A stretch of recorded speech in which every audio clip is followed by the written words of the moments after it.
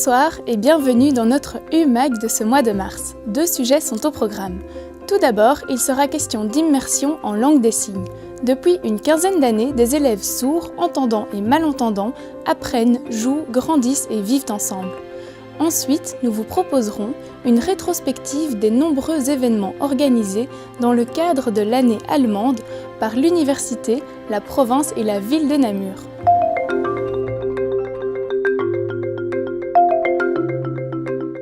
Depuis 15 ans, l'université de Namur, l'ASBL École et Surdité et l'école Sainte-Marie de Namur sont partenaires. Cette synergie leur permet de proposer des classes uniques en Belgique francophone dans lesquelles les enfants sourds et malentendants vivent une immersion bilingue en français et en langue des signes parmi les élèves entendants. C'est dans cet univers étonnant que nous vous invitons à pénétrer.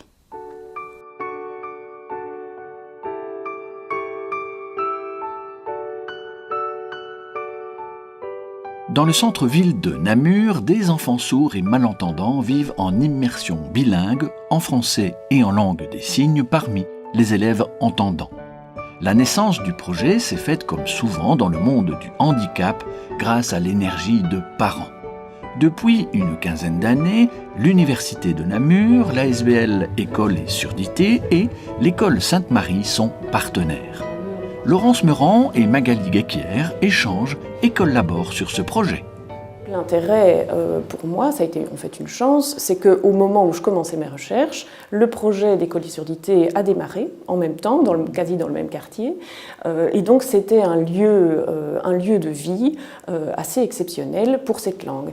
Un lieu de vie tout à fait naturel, c'est-à-dire les locuteurs sont de tous les âges, ils se parlent entre eux, c'est-à-dire ils sont en groupe, il y a des échanges aussi bien informels que très formels, parfois techniques sur des matières scolaires.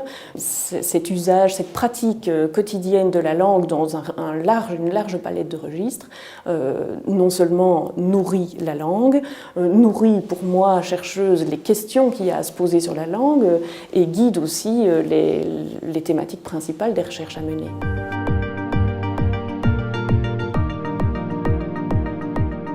Cette collaboration est née donc à la base d'une demande des enseignants qui se retrouvaient en fait face à des soucis langagiers parce que à la base c'était donc des enseignants entendants bilingues mais qui avaient besoin de pouvoir améliorer leurs connaissances en langue des signes, mais aussi ils étaient face à toute cette complexité de pouvoir enseigner en 2 langues en même temps, donc c'est-à-dire en langue des signes, un apprentissage doit être appris en langue des signes et en français.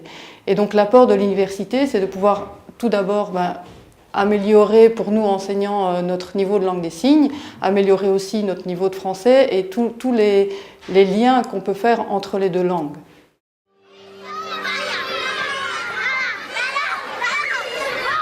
Et par ces petites mains,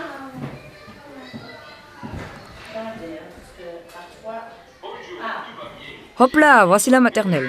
Ça fait un petit moment que je suis passée par là. Alors, dans cette classe, il y a un peu de tout. Des petits sourds, des grands entendants, des petits malentendants, des petits entendants, des grands sourds, comme moi, des dormeurs, des implantés, des non-implantés, des attentifs, des non-attentifs. Je vous présente Marie-Christine, c'est l'instit entendante. Et que dire, elle va bien, hein. Et voici Fabienne, c'est aussi l'instit, mais sourde. Eh oui, 2 instits dans la même classe. Monsieur le monteur, je te laisse expliquer ? Je m'en charge, Gilles. Les enfants sourds et malentendants partagent leur temps entre des cours avec leurs camarades entendants et des cours entre eux, entre sourds et malentendants. Et cela de la maternelle à la secondaire. Du coup, dans les classes qui regroupent sourds et entendants, on retrouve un professeur entendant et un autre bilingue.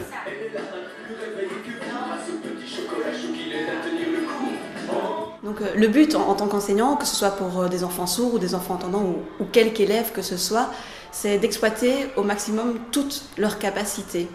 Donc en ça, on essaie vraiment d'être attentive à pousser chacun au maximum de tout ce qu'il peut faire, que ce soit en français oral ou en langue des signes, en mathématiques, en éveil, quelle que soit la compétence. C'est vraiment ça l'objectif, c'est de développer au maximum toutes les capacités de chacun.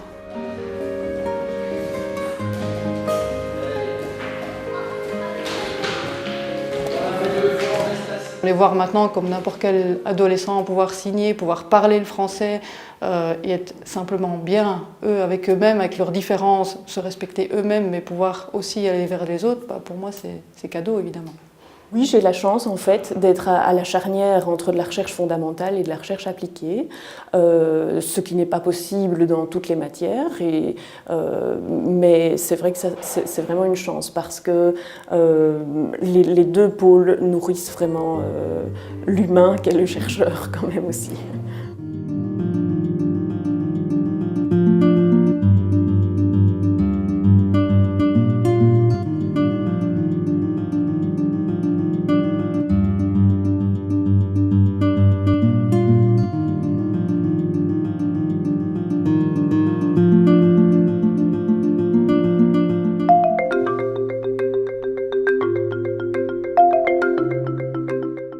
L'Allemagne est notre premier partenaire commercial et économique. Sa langue, sa philosophie et sa culture tiennent une place considérable en Europe et dans le monde. C'est donc pour répondre à la demande de l'ambassadeur d'Allemagne en Belgique que l'Université de Namur a fait de 2014 une année allemande en organisant de multiples activités.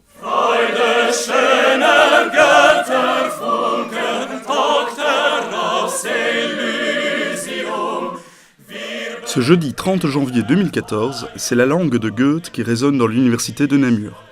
Comme l'université d'Anvers en 2012 et l'université de Liège en 2013, l'université de Namur a répondu à la proposition de l'ambassadeur d'Allemagne en Belgique pour faire de 2014 une année allemande. Et c'est Martin Schulz, président du Parlement européen, qui a inauguré cette séance. Nous restons, comme Allemagne, fidèles à l'idée que la meilleure chose que notre continent a développée pendant les derniers siècles, c'est la coopération transnationale, c'est l'Union européenne. Merci.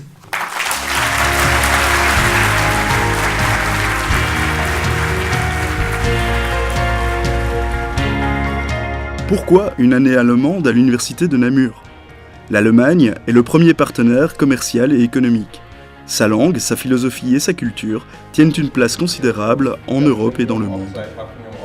Les événements organisés pour cette année ont été multiples et variés. Historiques, économiques, culturels, philosophiques, scientifiques, ils ont tous eu un seul but, fédérer à l'intérieur de l'université de multiples initiatives, de multiples rencontres, montrer l'intérêt que chaque département porte à la réflexion sur la collaboration entre les deux pays. C'est donc à la découverte de l'Allemagne que l'ensemble de la communauté universitaire et les partenaires namurois ont été invités.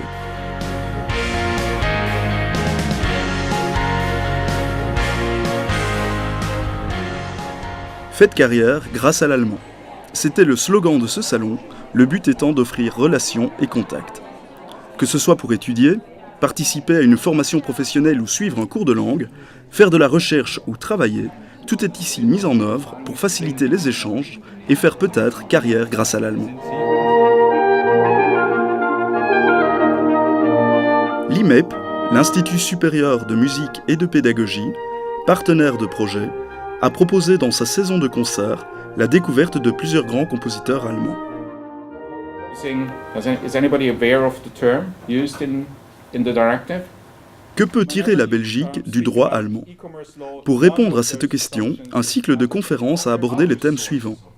Le droit d'auteur, les télécommunications et la neutralité des réseaux, la protection des données ou le commerce électronique. L'équipe du Centre de recherche en économie régionale et politique économique a consacré une journée d'études aux systèmes régionaux d'innovation en Allemagne et en Wallonie.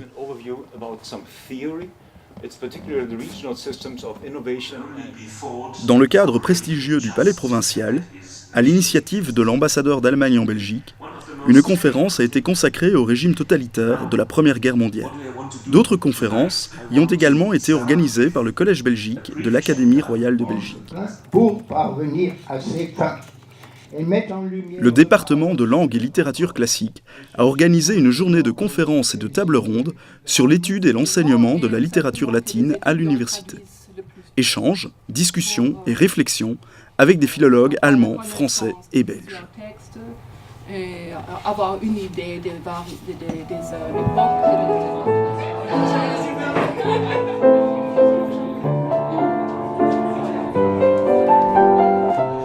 quai 22, dans un cabaret, à la lumière des bougies, les acteurs font revivre en rire, larmes et chansons, grandes et petites histoires de la vie à Berlin en cette année où tout a basculé. Une façon ludique et conviviale de plonger dans une époque où l'Europe assistait insouciante à la montée des intolérances et du fascisme.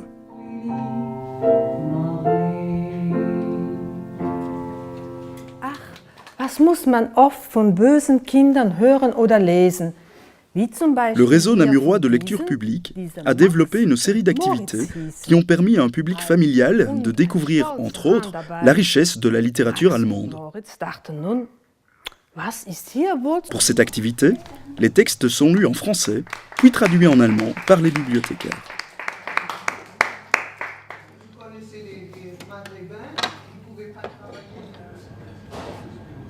La gastronomie allemande n'a pas été oubliée.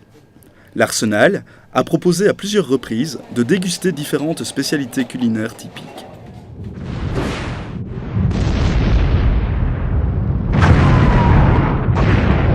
La bataille de Sambre-et-Meuse, août 1914. Ce colloque, rassemblant des chercheurs français et belges, a abordé des problématiques telles que l'histoire militaire, culturelle, sociale et politique. De troupes allemandes qui prennent la ville de Namur. L'université, qui se veut et qui doit être le creuset de la recherche et du progrès, a accueilli une journée consacrée aux nanotechnologies et invité bon nombre de spécialistes dans ce domaine.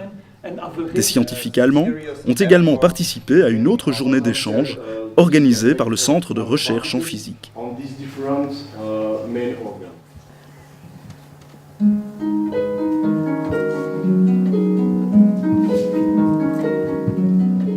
Lors de ce colloque, organisé par le réseau des émérites et honoraires de l'université, la question des rapports entre la Belgique et l'Allemagne entre 1914 et 2014 a été abordée de façon pluridisciplinaire.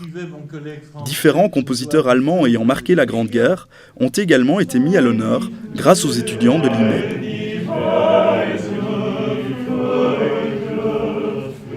Et pour terminer cette journée, Heinz Wiesmann était l'invité des grandes conférences namuroises. Philologue et philosophe, professeur émérite à la Sorbonne, esprit européen, bâtisseur de paix entre les peuples, il a beaucoup réfléchi aux traditions et aux cultures européennes.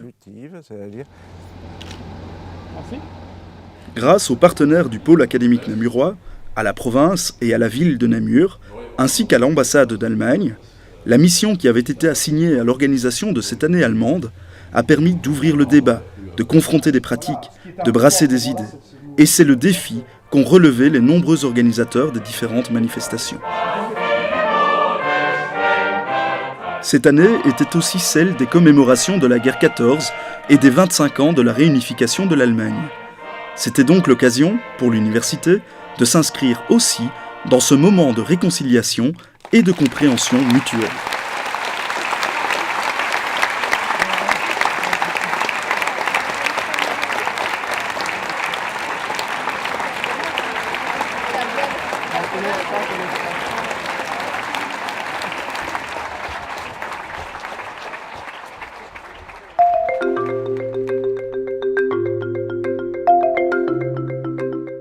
Du 23 au 29 mars prochain se déroulera le Printemps des sciences, la plus grande manifestation de culture scientifique en Fédération Wallonie-Bruxelles.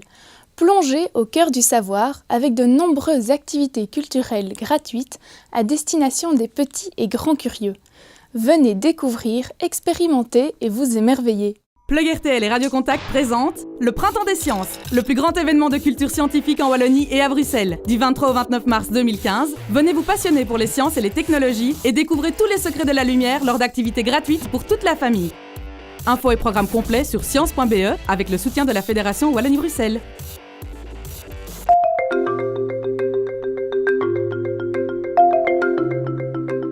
Notre U-Mag du mois de mars se clôture ici. Rendez-vous donc le mois prochain, il sera notamment question d'une rencontre avec Tommy Scholtes, attaché de presse de la Conférence épiscopale de Belgique, et ensuite d'une approche sociologique des comportements nouveaux des consommateurs que nous sommes. Bonne fin de soirée et à très bientôt.